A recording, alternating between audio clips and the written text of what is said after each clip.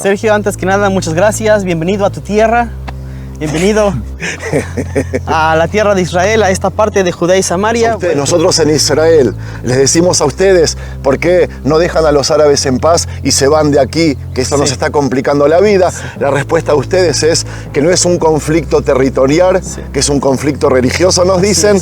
Y lo segundo, y que ahora nadie les puede refutar, es: ¿vieron lo que pasó cuando nos fuimos de Gaza? Quieren que pase lo mismo en todo Israel, ¿verdad? La gente dice que Israel es la isla del occidente en Medio Oriente. Somos esa barrera del occidente en Medio Oriente. En 1967, solo 4 de los 700 asentamientos estaban conectados al sistema de agua potable. Hoy hay agua corriente en 660 de esos territorios. El náhuatl era la lengua originaria mexicana. Hoy en día nadie la habla, todo el mundo habla español. Algún descendiente de algún azteca tomara sus libros aztecas de la historia mexica y los utilizara como base para su religión, en 300 años esos libros de historia se convertirán en libros de religión para ellos. La esperanza de vida en Gaza y Cisjordania era de 48 años en el año 1967 y hoy por hoy subió a 78 años, 30 años más. Y es mucho más alta que la de todos los países vecinos. La muerte de bebés era de más de 150 por cada 1000 nacimientos y ahora bajó a 19, increíble. Los palestinos son los más cultos de todos los árabes del Medio Oriente y el norte de África. En el año 1967 no había universidades en todos los territorios conquistados, liberados, y hoy hay 11 universidades nacionales y 13 universidades privadas. Los palestinos tienen el porcentaje más alto de títulos universitarios de todo el mundo árabe. Son datos, amigos, no son ideas. ¿Qué lleva a la gente, a una familia como tú, que puede vivir en la zona céntrica, en una linda torre, en 3, 4 ambientes, en un lugar urbanizado, moderno, a instalar su vida en una casa rodante con rueditas, con peligro a que te desalojen todo el tiempo? El tema sobre los asentamientos judíos en Cisjordania y en Gaza, sobre el conflicto judío, árabe o israelí-palestino. O sea, no los tenemos aislados, no los queremos muertos. Queremos que prosperen con nosotros, si quieren prosperar con nosotros. Quien quiera prosperar con nosotros está invitado. Shalom, amigos, les habla Sergio Bacari del canal Bacari Suelto en Israel. Otra vez con ustedes hoy, día 15 de la guerra, y hoy quise venir a tratar un tema que muchos de ustedes me estuvieron pidiendo. El tema sobre los asentamientos judíos en Cisjordania y en Gaza, sobre el conflicto judío, árabe o israelí-palestino, y sobre la política opresora y conquistadora del Estado de Israel hacia el pueblo palestino. A mí me gusta hacer los videos desde el lugar de los hechos y con gente que vive el lugar, la situación y el momento. Tenemos un amigo que se llama Yedidia Muller, oriundo de México. Así es. Que hoy no solo que vive en los asentamientos de Judea y Samaria, sino que, como yo conozco y sé que nos va a explicar muy bien el tema, quiero primero que nada agradecerte por aceptar mi invitación.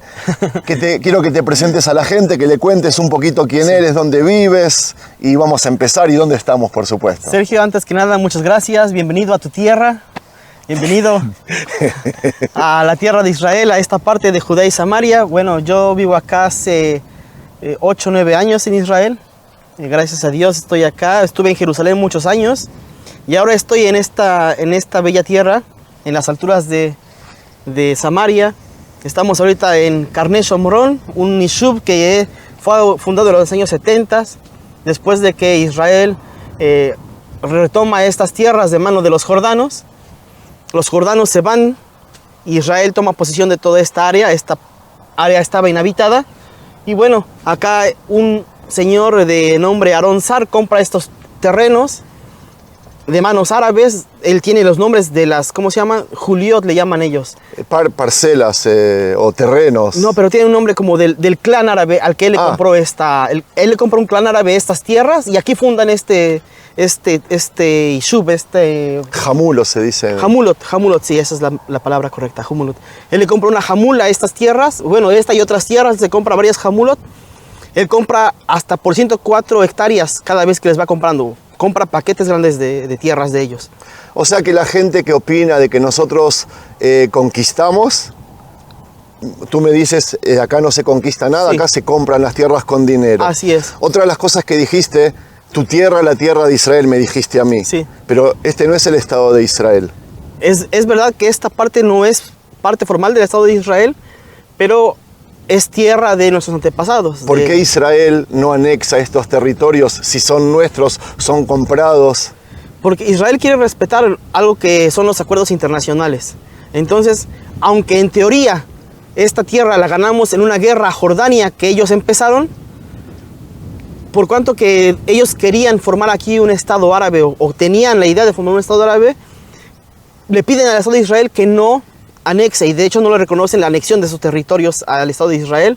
Y con diferentes acuerdos, el último, el de Oslo, acuerdan que van a permitir la independencia a la gente que vive aquí, a la gente árabe que vive de este lado.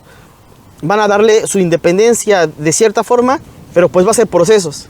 En el momento que una parte no cumple con los acuerdos que se compromete, pues la otra parte no le va a dar los regalos todo, como dicen, en bandeja de plata.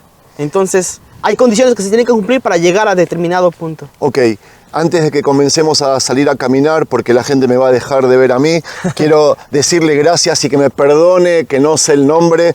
Esto me lo entregó Andy Faur, es una camisa, una playera, como le dicen ustedes, sí, en México, de Cholula, Puebla. Dice. Cholula, Puebla. ¿Qué es Cholula, Puebla? Cholula es una zona de Puebla. Puebla es un estado dentro de México. Sí, así es. Y lo lindo que tiene esto, a ver, me voy a acercar, que me miren, esto lo ven en colores, pero cuando lo tenía en el vehículo era blanco y negro. Así es. Solo con el sol se hace de colores. Sí. Quiero, Yedidia, quiero que me muestres, sí, mientras nosotros caminamos, cómo nace un asentamiento judío, sí, en los territorios de Judea, Samaria y los de Gaza, que no hay más asentamientos judíos en Gaza. Exactamente. Quizás es una lección que aprendimos cuando... Deberíamos aprender. Cuando nosotros les decimos a ustedes, nosotros en Israel, les decimos a ustedes, ¿por qué no dejan a los árabes en paz y se van de aquí? Que esto, sí, nos está complicando la vida. Sí. La respuesta de ustedes es que no es un conflicto territorial, sí, que es un conflicto religioso, nos dicen. Y lo segundo, y que ahora nadie les puede refutar, es... ¿Vieron lo que pasó cuando nos fuimos de Gaza? Sí. Quieren que pase lo mismo en todo Israel, ¿verdad? Eran 18 poblados. La gente tiene que entender que en Gaza había 18 poblados judíos. Más de 11,000 personas vivían allá. Había ejército dentro de Gaza y por cumplir los acuerdos de paz de Oslo, retiraron a los poblados, incluso que no querían a los pobladores. De hecho, tú sabes, Gush Katif era la zona de desarrollo agronómico de Israel de punta. Todos, sí, los desarrollos más importantes. Era excelencia, sí. Era la excelencia de Israel. Y los sacaron de allá, ahora los dispersaron por todo Israel, pero era un lugar de, ¿cómo se llama? De desarrollo, pero desarrollo en serio. Ok, sigue contando y vamos a seguir disfrutando del paisaje. Sí. Se desaloja esa zona, se desalojan 18 poblados judíos, todo el ejército que estaba dentro de Gaza se va para permitir que ellos puedan tener una vida soberana. Un gobierno soberano con sus propias leyes, con sus propios estatutos. Qué hermosa vista. ¿Qué, sí, estamos viendo? Estamos viendo todo lo que es hacia Samaria. Para allá está Kfar Saba, la ciudad de Kfar Saba y Ranana. Y cuando acá hay buena visibilidad, se debe ver. Puedes ver hasta Haifa, puedes ver hasta Haifa acá y Ashdod. Y Ashdod, sí. Sí, sí. Buenísimo. Vamos a dar una vueltita, sí, por aquí.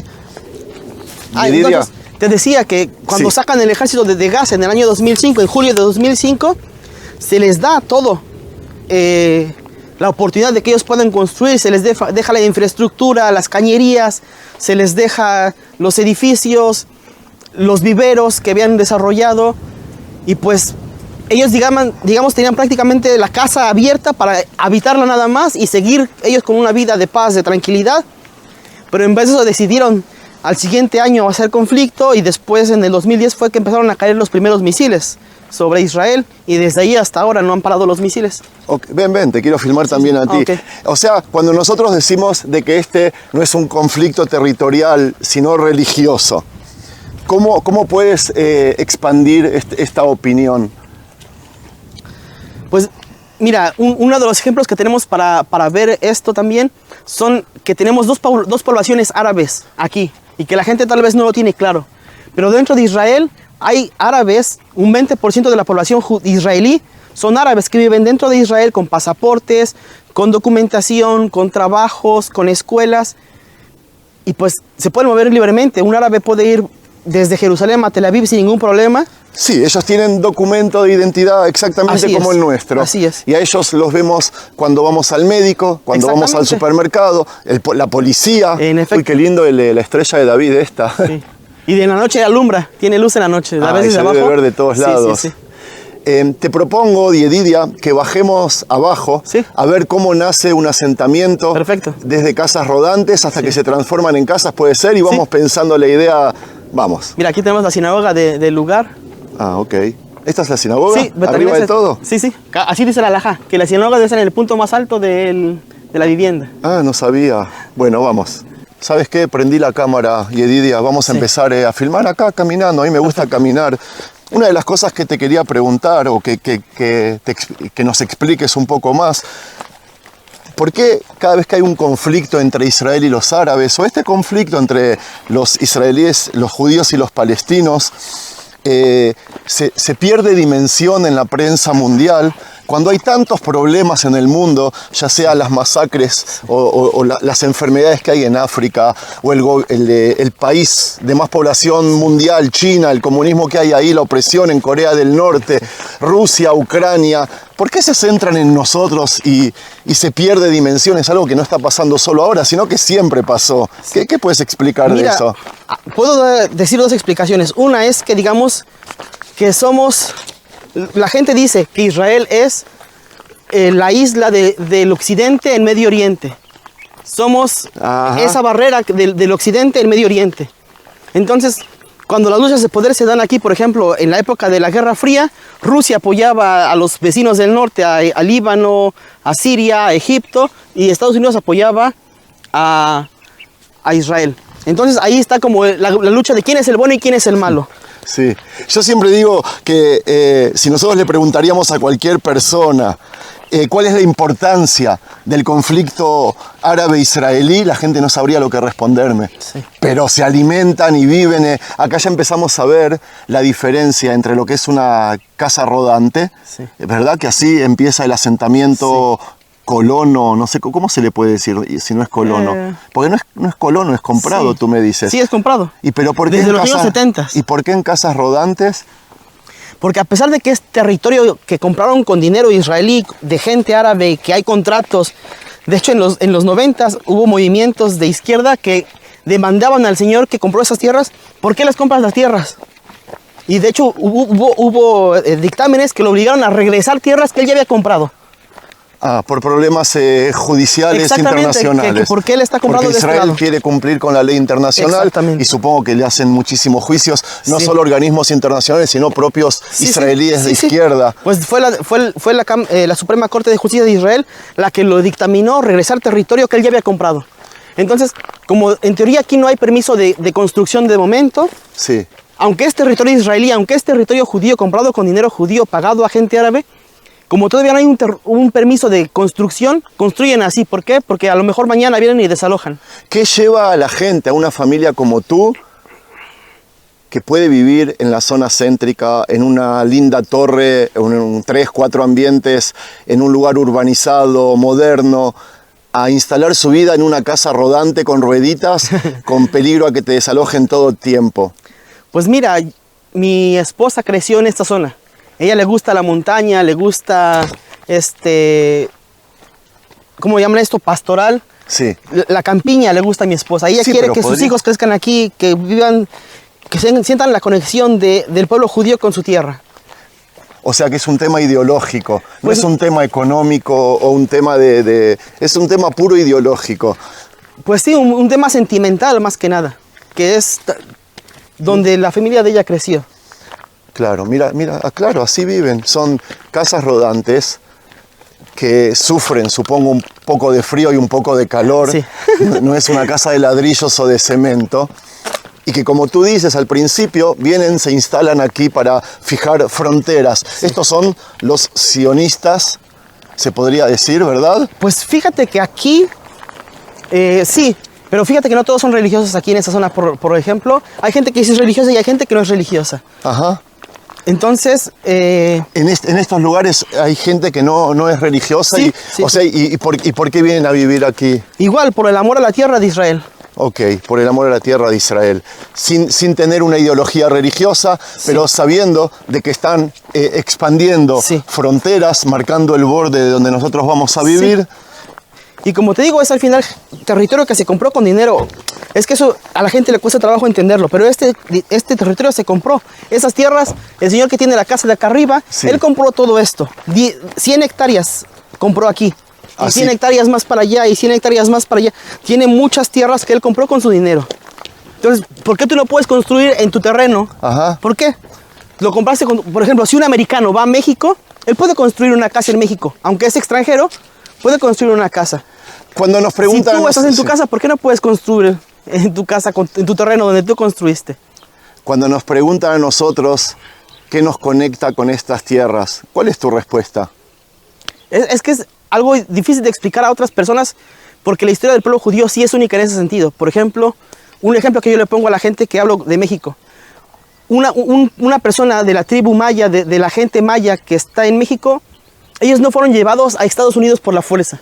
Ellos se quedaron allá y siguen viviendo en la tierra de sus ancestros y siguen viviendo en lo que es su terreno. Pero si se los llevaran de ahí, ellos se olvidarían de esa historia. Como suele pasar incluso, por ejemplo, mucha gente, en México ya no se habla la lengua de los mexicas. ¿Cómo se llama esta? Se me olvidó. El náhuatl. El náhuatl era la lengua originaria mexicana.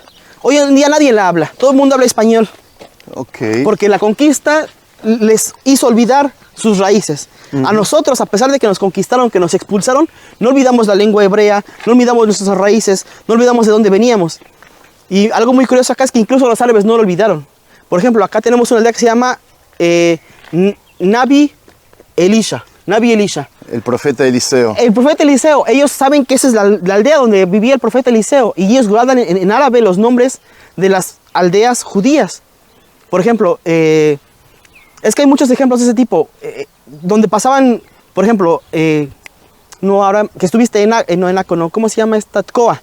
Tcoa es la aldea que se sabe de la Torah, que es la aldea donde nació el profeta Amós. Y ellos siguen guardando esos nombres, Tcoa, o sea, incluso ellos saben que este territorio fue de los judíos y que aquí había raíces judías en todo esto. Hay algo que me gustó que dijiste mientras desayunábamos, tomábamos el café, que tú me dijiste, mientras nosotros tomamos el Tanaj, la Biblia, como un libro de historia, muchos pueblos, o por ejemplo los hermanos, los primos musulmanes, lo tomaron como un libro religioso. Así es el ejemplo que yo también le pongo a la gente. Por ejemplo, si hoy en día, vamos a caminar, si hoy en día alguien, algún descendiente de algún azteca tomara sus libros aztecas de la historia mexica y los utilizara como base para su religión, en 300 años esos libros de historia se convertirán en libros de religión para ellos. Pero los aztecas dirían, no, espérate, esa es la historia del pueblo azteca, del pueblo mexica. No es un libro de religión, es la historia de mi pueblo. Y eso fue lo que nos pasó, que hubo civilizaciones que tomaron nuestro libro de historia como libro de religión para ellos.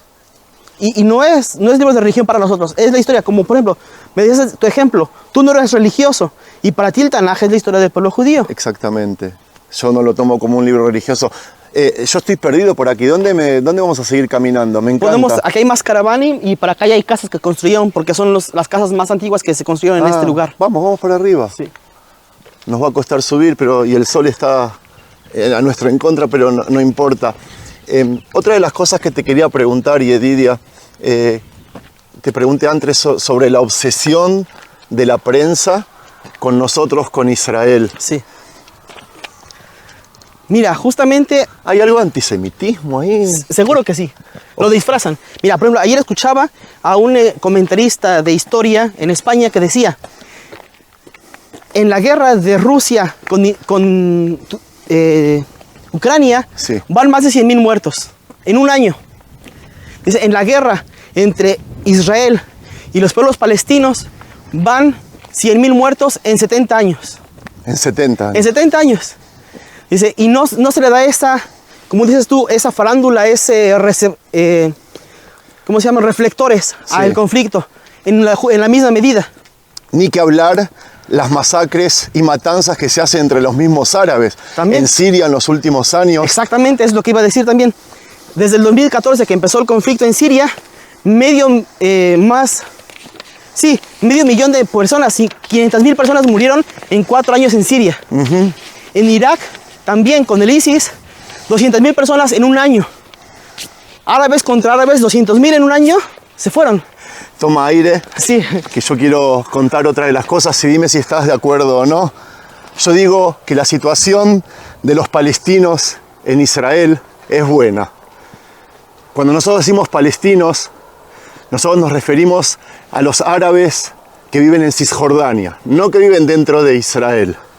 así es. Y yo digo, a pesar de que las cosas podrían estar mejor, no lo dudo, no lo niego, las cosas no están tan malas como las pintan. Y les quiero dar ejemplos. La esperanza de vida en Gaza y Cisjordania era de 48 años en el año 1967. Y hoy por hoy subió a 78 años, 30 años más. Y es mucho más alta que la de todos los países vecinos. La muerte de bebés era de más de 150 por cada 1000 nacimientos y ahora bajó a 19, increíble. Los palestinos son los más cultos de todos los árabes del Medio Oriente y el norte de África.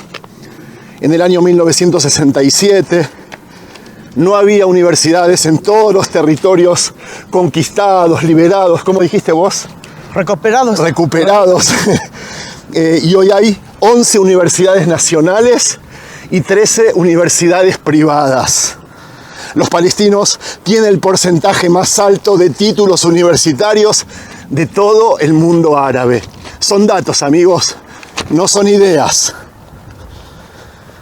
En 1967, solo 4 de los 700 asentamientos estaban conectados al sistema de agua potable. Hoy hay agua corriente en 660 de esos territorios.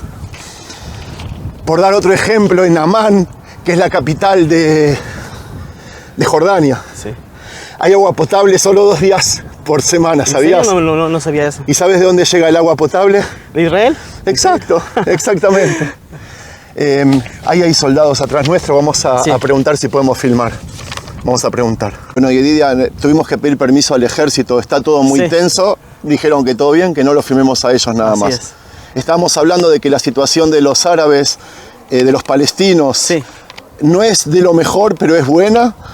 Por supuesto, mucho mejor a todo el mundo árabe de los 24 o 30 países que tienen aquí alrededor. Sí. Y quiero terminar la idea diciendo de que la ayuda que ellos reciben de todas las organizaciones mundiales es 4 veces más de la que recibió, por ejemplo, el pueblo judío después de la Segunda Guerra Mundial. Toda persona sabe que Israel recibe ayuda económica de Estados Unidos, pero pocos saben que los palestinos reciben ayuda económica de Estados Unidos, la Unión Europea, las Naciones Unidas, Japón y muchísimos países árabes, por supuesto. ¿Qué hacen con el dinero? ¿Qué hacen Armas. con él?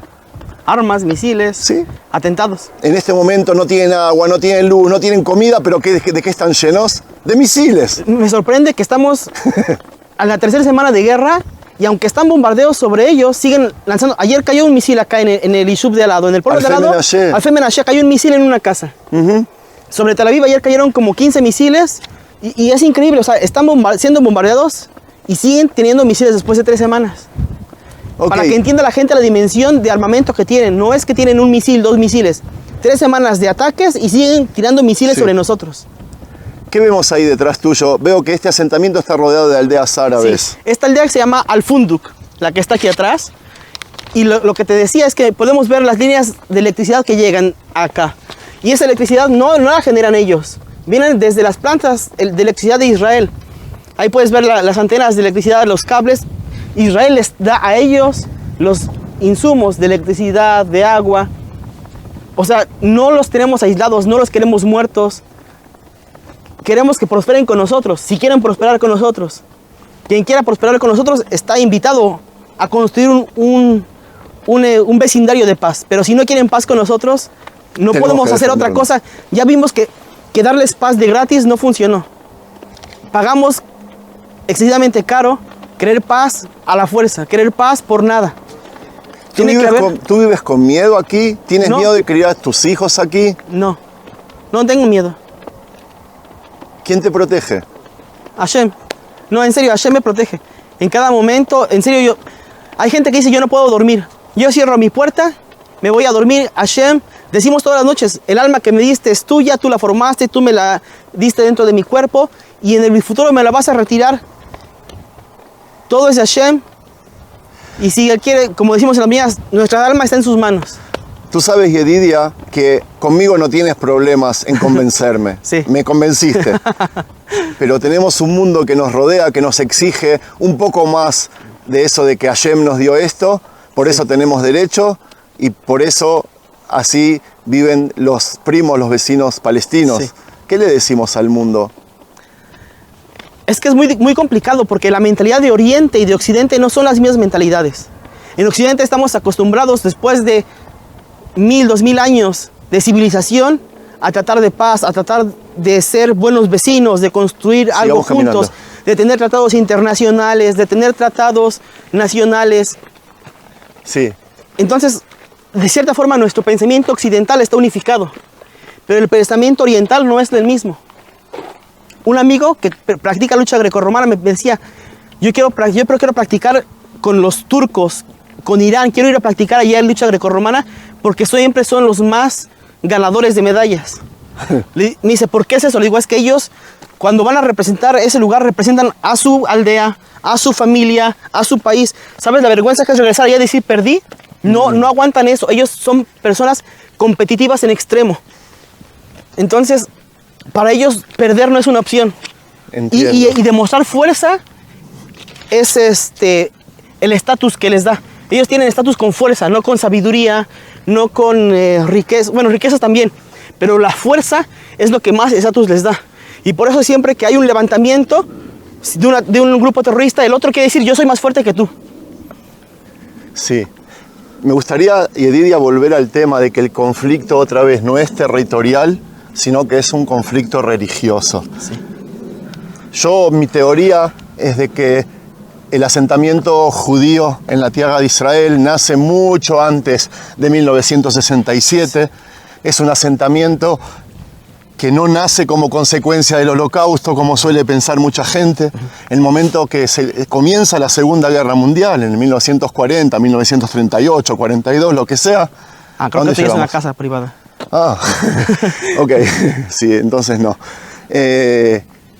En esos tiempos en Israel ya había un asentamiento hebreo de casi 500.000 de personas, con sus escuelas, con sus hospitales, incluso con una liga de fútbol. Sí. Es como lo que está teniendo ahora, por ejemplo, Palestina, que no tienen un Estado, pero sí tienen toda la estructura para poder independizarse. Que no se quieran independizar es otra cosa. Sí. El conflicto entonces es religioso y no es territorial. Mira, perdona que te interrumpa, hay un ejemplo muy claro. La ciudad de Petah Tikva, ¿dónde está hoy? En el centro, en la Shfelat Yehuda. ¿Dónde estaba cuando se fundó, sabes? Mucho antes, hace 150 años, ¿no? No, se fundó hace 150 años se fundó, pero no se fundó de este lado. Se fundó al lado de Jericó. ¿Petah Tikva? Sí. No sabía. Petah Tikva se fundó al lado de Jericó por rabinos que vinieron desde Lituania, desde Polonia, acá, y dijeron, bueno, vamos a fundar Petah Tikva allá abajo. Cuando viene lo de la guerra y lo separan, le dicen, ¿saben qué? Esto ahora es territorio jordano, se tienen que ir de aquí. ¿A dónde se mueven? A donde está hoy Petah Tikva. Entiendo. Pero en sus inicios Petah Tikva estaba allá al lado de Jericó y los jordanos dijeron, ¿saben qué? No les podemos garantizar su seguridad acá. Mejor que se vayan. No los corrieron, pero dijeron, lo mejor es que no estés aquí, vete. y se vinieron para acá. Bueno. Y Edidia, decidimos bajar a un asentamiento, a un yishuv, a una ciudad, se podría decir ya, que se llama Karnei Shomron. Sí. Nosotros vimos cómo nace un asentamiento judío en Judea y Samaria. Comienza con las casas rodantes, sigue con las casitas, hasta que se transforma en esto que vamos a recorrer ahora, que es una ciudad. Así es. Acá hay decenas de miles de habitantes. 11.000 habitantes. 11.000 habitantes. Hasta el 2020 habían 11.000 habitantes aquí. Ok, y así quiero que me lleves a pasear por aquí y que concluyamos la idea de lo que te pedí que nos transmitas. Sí. ¿Cómo se te ocurre que podemos terminar esta idea? Pues mira, yo creo que si nuestros enemigos se ocuparan en desarrollar sus hogares para sus familias, para el bien de sus pobladores, de sus niñas, de sus mujeres, de sus niños, de todo lo que tienen que cuidar, como nosotros cuidamos, como tú que cuidas a tus hijos, a tus nietos, yo a mis hijos, a nuestros vecinos, que estamos ahí para darnos la mano, como hemos experimentado en esta época, que cuando alguien necesita algo, te mueves desde el norte del país hasta el sur del país para darle lo que necesita.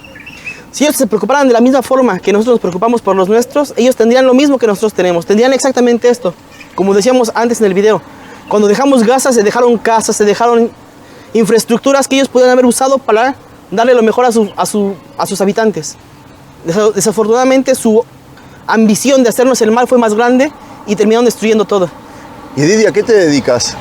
Bueno, mira, yo soy psicólogo, pero yo ¿Cómo psicólogo? ¿Ciencia y religión? Sí, estudié psicología en México y filosofía también. ¡Qué lindo! Y bueno, acá en Israel, no he podido todavía tener el reconocimiento del título, pero doy clases de Torah y también trabajo en un yekev, ¿cómo se llama? Un lagar en español, donde hacen vino. Sí. Y que trabajas aquí y además das clases. Sí, doy clases de Torah por internet. ¿Cómo la gente privados, que quiere aprender públicos, contigo, cómo podemos hacer? Tengo un canal de YouTube que se llama Torah Mitzion. Torah Mitzion. ¿En español? No tengo en español, lo tengo así escrito en lo así. No, pero las clases son en español. Sí, en español, sí, sí. Vamos a invitar a la gente, vamos a acercarnos, así la invitación se ve más fuerte. Amigos, los que quieran aprender Torah, ¿tú eres rabino? Pues estudié mucho tiempo en la, ¿cómo se llama? En la yeshiva. Estudié también como abrej mucho tiempo y pues mi sueño es ser rabino. Pero hay que hacer exámenes, sentarte de tiempo completo. Son 5 años de estudio por lo menos para hacer los exámenes. Pero Torah sabes, si no, no enseñarías. Sí, Baruch Hashem. ¿Sabes lo que voy a hacer ahora yo? Sí. Yo voy a empezar a caminar. Si quieres me puedes acompañar por la parte nueva de Karnei Shomron, por la parte desarrollada. Sí. Pero la parte, a diferencia de lo que vimos, una parte desarrollada, urbana, que viven miles de personas. Sí. Y quiero seguir contando datos, transmitiéndole a la gente datos que tengo acerca de este conflicto. ¿Quieres acompañarme? Con mucho gusto. Sí, bueno, vamos. Así son mis videos espontáneos. ¿Para dónde vamos? Mira, podemos bajar para acá. Es la zona más linda. Ok.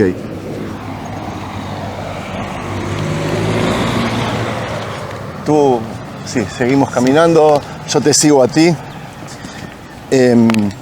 Una de las cosas que quiero transmitirle a la gente es de que Israel no nació en territorios, como tú decías, que se le sacó a los palestinos. Sí. La palabra Palestina deriva de la palabra filistea, y quienes vivían en las costas, se refiere a los que vivían en las costas sur hace casi 3.000 años. Uy, qué lindo esto. El nombre no era conocido hasta que Adriano, el emperador romano, quiso castigar a los judíos luego de la rebelión de Bar Kokhba. Y así fue como en el año 135 le cambió el nombre a Jerusalén por Aelia Capitolina, y en vez de Judea, que se llamaba así la zona, porque era del reino de Judea, del rey David, se pasó a llamar a esta zona Palestina, que es un nombre de que los mismos árabes no lo saben decir, porque ellos no tienen la P. Interesante, ¿no? Sí. Así todo, este nombre no fue usado en la época que los musulmanes gobernaron en Medio Oriente. Gran parte de Israel es una parte secundaria de territorios de toda la gran Siria de la Mesopotamia. Y otra cosa, Jerusalén jamás fue usada como capital o ciudad importante durante los siglos que gobernaron aquí los musulmanes. Siempre fueron el Cairo o Damasco. Cuando se acordaron de Jerusalén, cuando nosotros empezamos a estar aquí y a transformarla en una ciudad sagrada. Quienes volvieron después de muchos siglos a usar el nombre Palestina fueron los británicos que vinieron aquí después de la Primera Guerra Mundial. Y otra cosa que hay que decir, hay que destacar que judíos vivieron en estas tierras todos los siglos, en Hebrón, Tiberias, Jerusalén, Sfat, que eran ciudades santas. En 1860 comenzó un proceso que judíos, como tú dices, empezaron a comprar tierras fuera de Jerusalén, sí, y pasamos a ser mayoría en Ciudad Santa también. De hecho, Montefiori, el sí, señor exacto, compró de los otomanos. Exacto, exacto. Es algo que nosotros hacemos legalmente, como lo dice la ley. Todo lo contrario, por ejemplo, a los americanos que le robaron tierras a los indios, o a mismo México, o los australianos, lo que le hicieron a los aborígenes. A ellos nadie se los juzga, solo se la agarran con nosotros siempre. Quiero contar y aclarar que en 1947 las Naciones Unidas decretó la partición de la zona en dos. Y eso dio luz verde para que nosotros podamos declarar una independencia judía y que ellos declaren una independencia árabe. Mientras que nosotros aceptamos, los árabes se negaron a un propio país y a que se levante. No solo que ellos no quisieron levantarse, sino que no nos permitió a nosotros que levantemos nosotros un Estado al lado suyo. Y después de la guerra de independencia, Israel conquistó asentamientos árabes dentro de las fronteras que estaban recién estrenadas. Esa es una cosa que a mí siempre me gustó. Los árabes que se mantuvieron neutrales en esa guerra pasaron a ser israelíes, como veníamos diciendo antes, y hoy por hoy representan el 20% de la población de nosotros. Ellos tienen 100% de derechos. ¿Qué estamos viendo? Estamos viendo una casa donde se reúnen los adolescentes a hablar de Torah, de juegos, a jugar, lindo, a reunirse. Es como el tipo Boy Scouts, pero de Israel y con Torah. ¿Vamos por ahí? ¿Para dónde vamos? Acá hay casas, también para acá hay casas. Yo quiero que por acá, porque sí, acá es una bajada. Un poco más de sombra puede ser, me estoy cocinando. Le estaba diciendo de que los primos, los árabes que viven dentro de Israel, tienen 100% de derechos y no 100% de obligaciones. ¿Sabes por qué? Ellos, por ejemplo, no están obligados a ir al ejército como nosotros. Otra de las cosas que a mí me gustaría decir es que hasta que nació el sionismo, las relaciones entre árabes y judíos en Israel y el mundo eran buenas.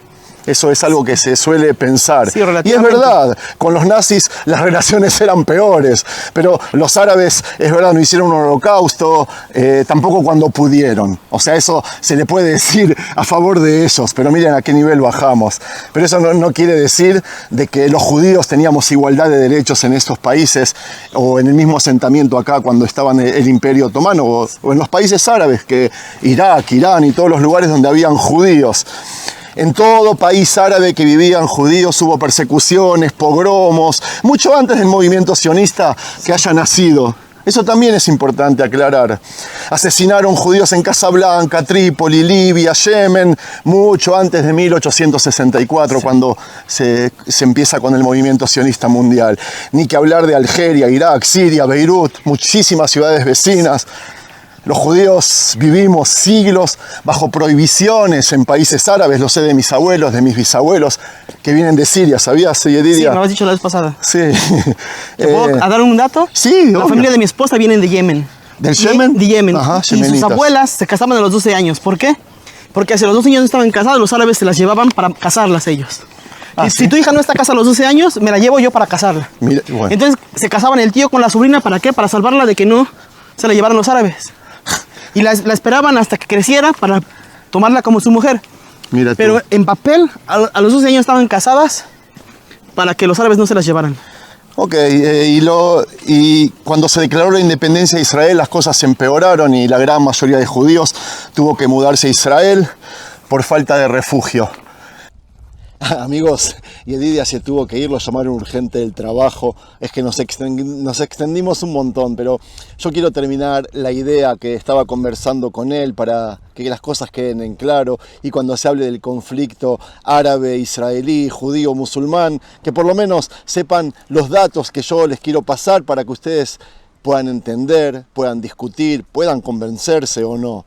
A propósito, lo que estamos viendo es parte del asentamiento de Carnei Shomron. Van a ver el alambrado a nuestra izquierda, cómo protege de los pueblos de las aldeas árabes que están al lado, porque ellos conviven con los árabes con intenciones de convivir en paz, pero tienen que protegerse por asuntos de seguridad.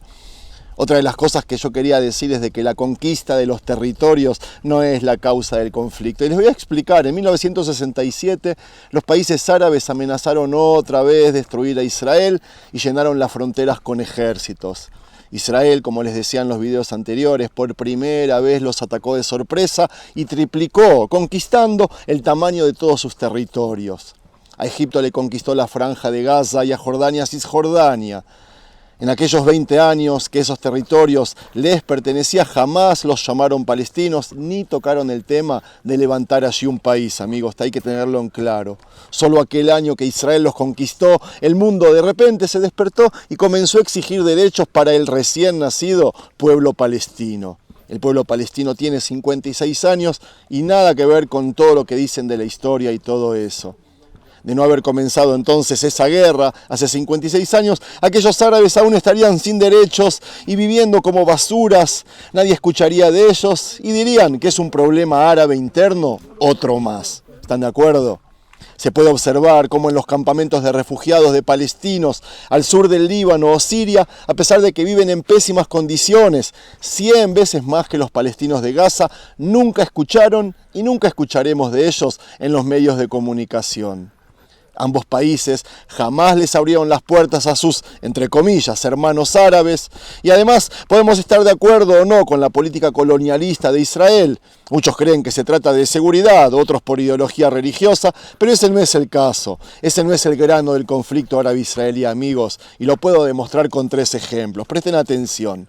El conflicto comenzó mucho antes de la conquista del 67.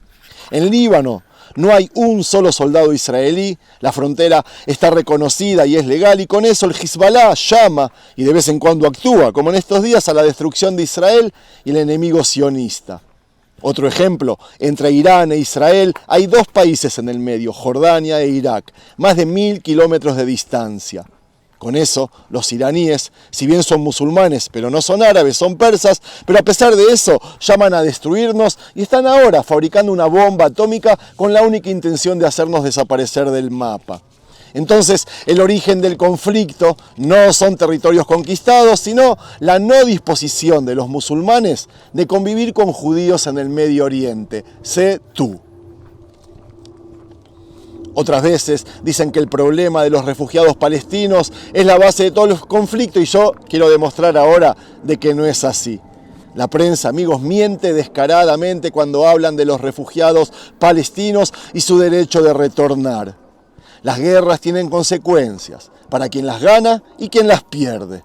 Millones de personas terminaron como refugiados luego de la Segunda Guerra Mundial. 15 millones de alemanes perdieron sus casas luego de aquella guerra.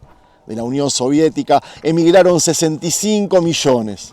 ¿Alguien escuchó de ellos? ¿Verdad que no?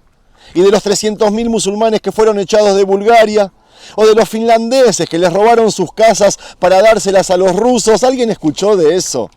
¿Alguien escuchó de los 250.000 griegos y turcos que dejaron sus casas cuando los turcos ocuparon Chipre? Amigos, el tema de los refugiados aún sigue vigente en el año 2023. 2 millones de cristianos fueron perseguidos por musulmanes hace un poco más de 2 o 3 años y tuvieron que refugiarse en otros países. Nadie escucha de ellos. Pero todos saben de los refugiados palestinos y hablan como loritos y repiten cosas sin ninguna base.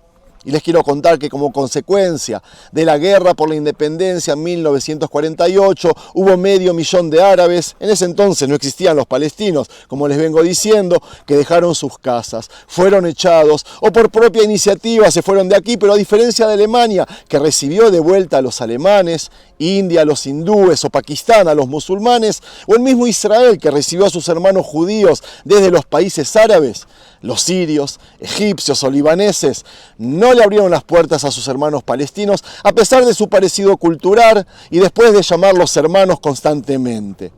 Algo que nadie sabe que les quiero también contar. Las Naciones Unidas tienen solo 2 oficinas relacionadas a refugiados. Una llamada UNHCR que se ocupa de los refugiados de todo el mundo. y una llamada UNRWA, que se ocupa solo de los refugiados palestinos. Y respecto a la definición de refugiados, también cambia según la conveniencia. Absurdamente, en los palestinos cada año hay más refugiados, ya que el título lo van pasando de herencia, algo increíble. Pero volviendo a la base, amigos, vivimos en una década postmoderna. Tratamos de entender la realidad no por los canales oficiales, sino por los costados, por lo que piensa la persona y no por lo que piensa su líder. El mundo está lleno de comentaristas, analistas, historiadores y demás cosas. Alguien puede hacer un documental, otro una nota profunda y el tercero centralizarse en los niños, qué sé yo. Uno es optimista y el otro es pesimista, así se manejan las cosas ahora. Lo que no cabe duda es de que son todos legítimos y agregan material, pero a veces hay que ver las fuentes, volver al principio, a lo que cada lado dice de sí mismo. Y quiero decirles algo, en la Declaración de la Independencia de Israel está escrito lo siguiente: Israel estrechará su mano a la paz y buscará convivir tranquilamente con sus vecinos.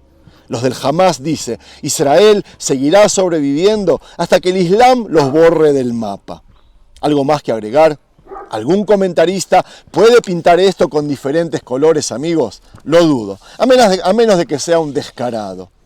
Y para terminar, quiero decirles de que no hay contradicción entre Israel como un país democrático y como un país judío. La mayoría de los países del mundo son estados nacionales con características propias de identidad.